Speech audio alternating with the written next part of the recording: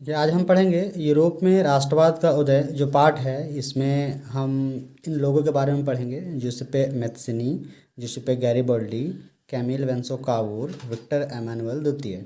ये सारे वे लोग हैं जो इटली के एकीकरण में इनका महत्वपूर्ण योगदान रहा था, इसलिए हम इनका परिचय हम जानेंगे। पिछले वीडियो में हमने जाना था कि इटली के एकीकरण की प्रक्रिया कैसे हुई, तो आज इन लोगों के बारे में संक्षिप्त में हम जान लेते हैं।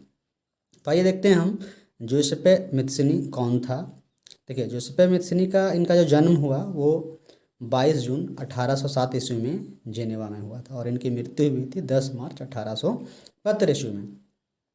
जोसेप्पे मैत्सिनी इटली का एक महान क्रांतिकारी था, जोसेप्पे मैत्सिनी। और देखिए, इनका एक काम जैसे है कि 24 वर्ष की आयु में ही इनको लिगुरिया से जो है बहिष्कृत कर दिया गया था।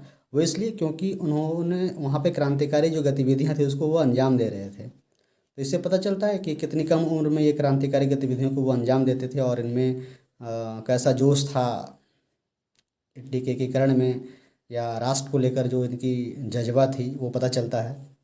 और देखिए, इन्होंने दो क्रांतिकारी संगठन था, जो गुप्त क्रांतिकारी संगठन था उसका भी इन्होंने गठन करा था, एक यंग इटली और एक यंग यूरोप।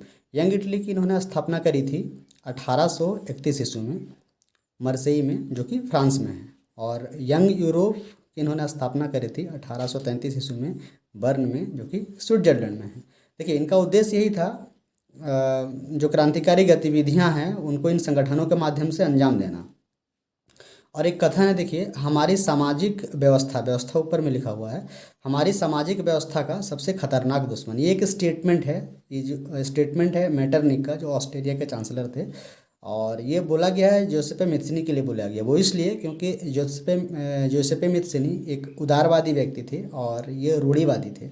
रूढ़िवादी हम उनको बोलते हैं जो पुराने ख्यालात के थे, यानी कि जो शासन व्यवस्था चल रहा था मेटरनिक लोगों के अनुसार, इटली बहुत छोटे छोटे राज्यों में बटा हुआ था, वहाँ पे अलग अलग देशों का शासन चलता था, तो वैसे ही चलता रहे, ऐसा इनकी विचारधारा थी मेटरनिक की। परंतु जोसेप्पे मैत्सिनी चाहते थे कि लोगों में स्वतंत्रतावादी विचारधारा आए और उसके अनुसार यहाँ पे शासन चले, ऐसा विचारधारा था। इसलिए मेटरनिक ने जोसेप्पे मैत्सिनी के लिए ये स्टेटमेंट दिया था कि हमारी सामाजिक व्यवस्था का सबसे खतरनाक दुश्मन।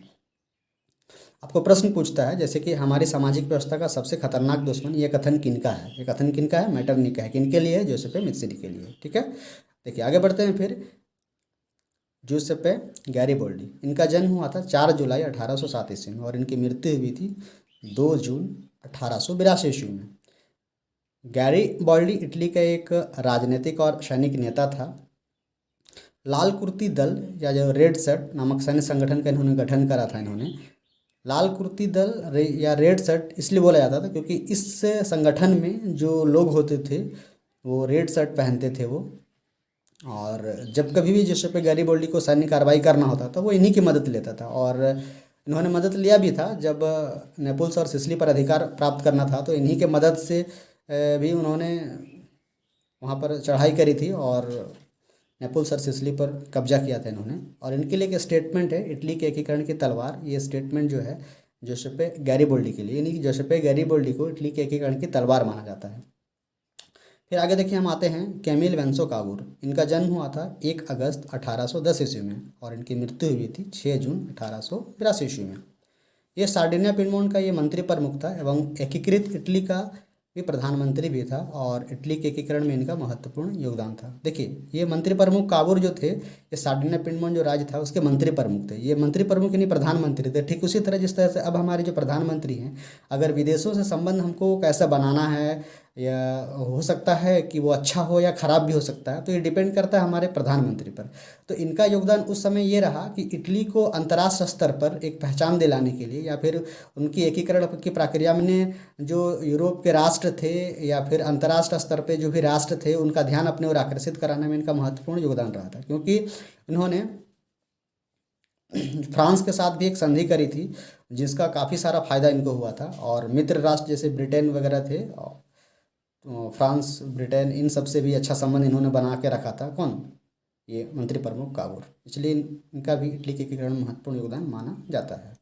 अब आगे आते हैं विक्टर एमानुएल द्वितीय। इनका जन्म हुआ था 1820 ईस्वी में और मृत्यु हुई थी 1878 ईस्वी में। ये सार्डिनिया पिडमोंट जो राज्य था वहाँ के वो शासक थे। और जब इटली का एकीकरण कंप्लीट हो गया, पूरा हो गया, तो वहाँ के भी वो सम्राट इनको घोषित किया गया। एवं अभी जो इटली है उनका जनक इन्हीं को माना जाता है। ठीक उसी प्रकार जैसे भारत में जब देसी जो राज्य थे उनको, छोटे छोटे राज्य थे, उनको भारत में मिलाना था, तो उस समय सरदार वल्लभ भाई पटेल ने जैसा काम किया था, ठीक इसी तरह इन्होंने भी काम करा था। इससे उससे उनकी तुलना की जाती है।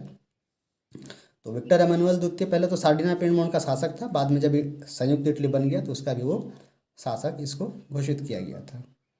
तो हम समझे इन चारों का इटली के एकीकरण में कैसा कैसा योगदान रहा। आशा करते हैं आपको समझ में आया होगा। आज के लिए इतना ही, मिलेंगे नेक्स्ट वीडियो में। धन्यवाद।